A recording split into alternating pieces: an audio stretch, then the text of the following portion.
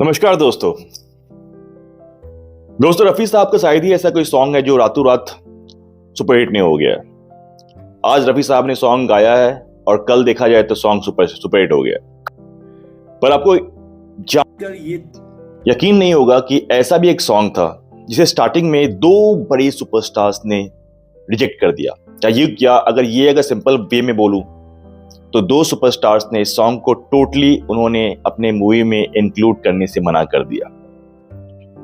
और फाइनली जब ये सॉन्ग रिलीज हुआ तो ये सॉन्ग ने इतिहास रच दिया। दोस्तों एक्चुअली हिंदी में एक कहावत है, या किसी में कहावत है या उर्दू में कहावत है, मुझे उतना नहीं पता, पर कहावत तो ये है कि दाने दाने पे लिखा हुआ है खाने वालों का नाम। अब इस सॉन्ग की कहानी क्या है, मैं पहले उसके बारे में बात करता हूं। दरअसल 1961 में देवानंद साहब एक मूवी पे काम कर रहे थे जिस मूवी का नाम था जब प्यार किसी से होता है।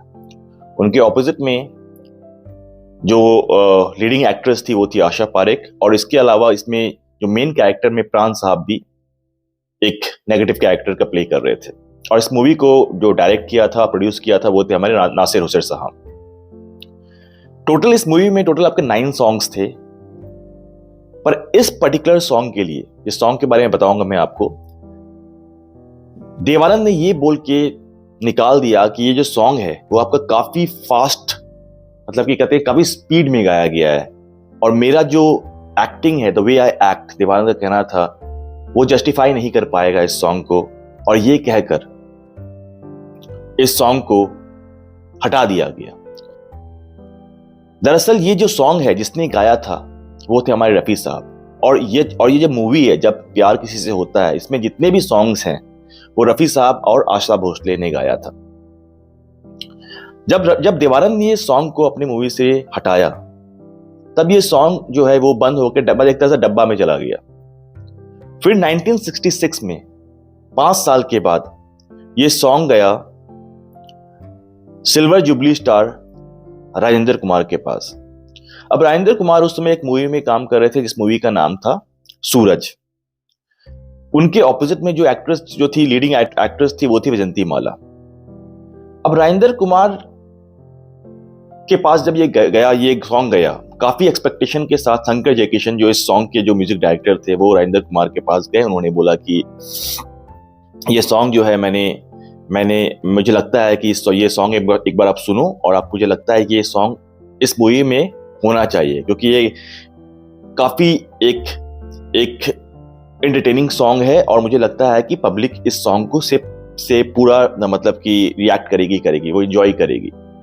राजेंद्र कुमार ने जब ये सॉन्ग को सुना तो सुनने के बाद उन्होंने ये बोला कि मेरा जो मूवी है वो एक मॉडर्न थीम पे बेस्ड नहीं है, और ये सॉन्ग जो है वो ऐसा लगता है कि एक मॉडर्न थीम है, एक पार्टी सॉन्ग है। और सूरज मूवी जो था वो आपका थोड़ा सा पुराना जमाना का, जहां पर राजा महाराजा ऐसा करके कुछ था उनका, ठीक है, तो उस पे बेस्ड था। तो उन्होंने बोला कि ये सॉन्ग मैच ही नहीं करेगा, वाइब मैच का मैच नहीं करेगा, और फाइनली ये बोल के भी राजेंद्र कुमार ने इस सॉन्ग को अपनी मूवी से निकाल दिया। अगेन उस मूवी में भी सारा सॉन्ग रफी साहब ने ही गाया था और ये सॉन्ग भी था रफी साहब का। पर दोस्तों, जैसे मैंने आपको कहा कि दाने दाने पे लिखा हुआ है खाने वालों का नाम, जो भी है, ऐसा भी है, सॉरी अगर मैं कुछ गलत बोल रहा हूं। फिर 1968 में आफ्टर 3 इयर्स ये सॉन्ग गया। शंकर जयकिशन ने फिर भी अपना हिम्मत नहीं हारा, क्योंकि उन्हें रफी साहब का इस सॉन्ग पे पूरा भरोसा था।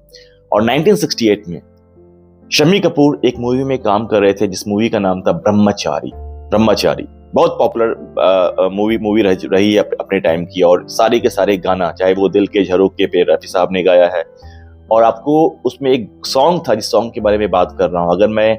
अगर इस मूवी में शम्मी कपूर और मुमताज ने एक पार्टी में एक काफी बेहतरीन डांस किया था एक सॉन्ग पे जिसका नाम था आजकल तेरे मेरे प्यार के चर्चे हर जुबान पर, समझ, आजकल तेरे मेरे प्यार के चर्चे हर ज़बान पर। और यही सॉन्ग के बारे में बात कर रहा था जिसको रिजेक्ट किया गया 8 साल पहले। देवानंद साहब ने रिजेक्ट किया, फिर राजेंद्र कुमार ने रिजेक्ट किया, और फाइनली जब ये सॉन्ग पहुंचा शम्मी कपूर के पास तो शम्मी कपूर ने यह सॉन्ग सुनते ही बोला कि मुझे ये सॉन्ग चाहिए ही चाहिए अपने मूवी में।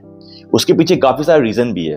अब शम्मी कपूर के जितने भी सॉन्ग्स होते थे वो रफी साहब ही गाते थे, और शम्मी कपूर का काफी लगाव भी था रफी साहब थे। उनका ये कहना है कि मेरा आवाज, मुझे पहचान ही मिलती है रफी साहब की आवाज से। और यही रीजन है कि अगर आप लोग को ये बात पता होगा, जब रफी साहब का इंतकाल हुआ तब शम्मी कपूर से जब पूछा गया कि आपको क्या लग रहा है, कैसा फील कर रहे हो, जिसपे शम्मी कपूर ने ये कहा कि मुझे लगता है कि मैं ही इस दुनिया में नहीं रहा, क्योंकि मेरी आवाज ही नहीं रही तो फिर मैं जिंदा हूं तो बस मैं मेरा बॉडी जिंदा है, मेरा आवाज नहीं है। ये था इन दोनों के बीच में रैपो, इनका ये बीच में ये बॉन्ड था।